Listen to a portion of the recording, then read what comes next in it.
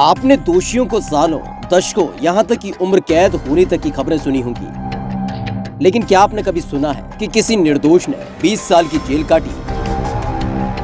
हम बात कर रहे हैं विष्णु तिवारी की। व्यवस्थाओं की खामियों का शिकार बनकर यूपी के विष्णु तिवारी ने जिंदगी के 20 बरस जेल में गुजार दिए।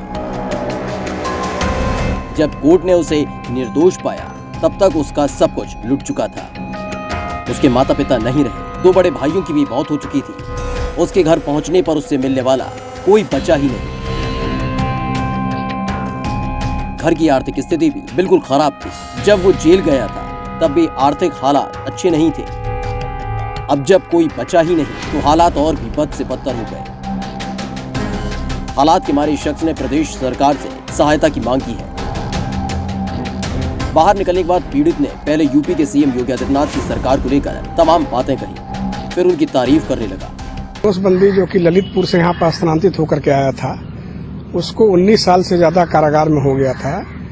इसकी अपील माननीय उच्च न्यायालय इलाहाबाद में लंबित थी, जिसको विगत दिनों माननीय उच्च न्यायालय ने निर्दोष साबित कर दिया। 20 साल के बाद हमारा तो सब कुछ उजड़ गया।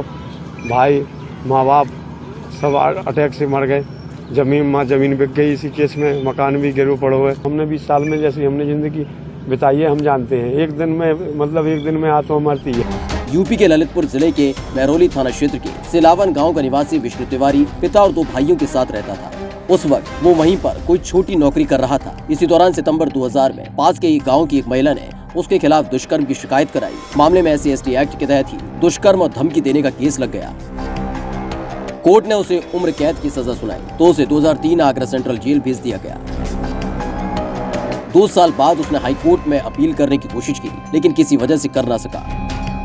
2015 में उसके पिता की भी मौत हो गई, लेकिन पेरोल नहीं मिली और वो अंतिम संस्कार तक में शामिल न हो पाया।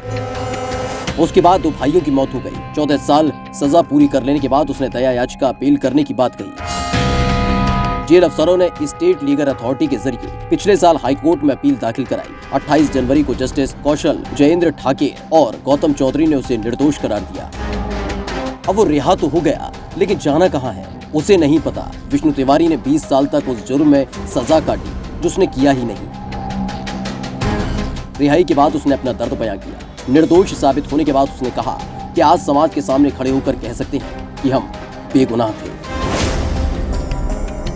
हाँ जी भाई साहब, अब जब हमने यही नहीं था तो हम इसीलिए तो साहस व हिम्मत बांधे रहे जो हम अभी तक यहाँ आ पाए। नहीं तो हमारा तो दम ही टूट जाता वहाँ।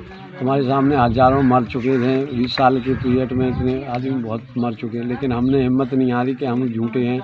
तो एक ना एक दिन समय ऐसा आएगा, परमात्मा लाएगा कि हम बाहर जाएंगे और उस जन्म भूमि में जाएंगे जिस पे हमने जन्म लिया है।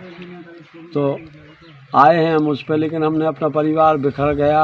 हमारे माँ बाप को ध्यान में नहीं हम आ पाए, ना जेल में रहे। 2 भाई ख़त्म हो गए और हमारे भाई टेंशन में रहने लगे, मानसिक टेंशन में। 4 मौतें हो गई।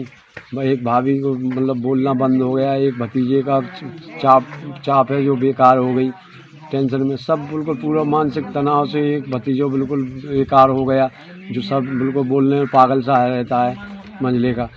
तो इस तरीके से सारी बातें बिल्कुल ऐसे आए कि कुछ नहीं है हम पे। तो बहुत परेशान हो गए हम तो। जो कुछ है खंडर पड़ा है घर।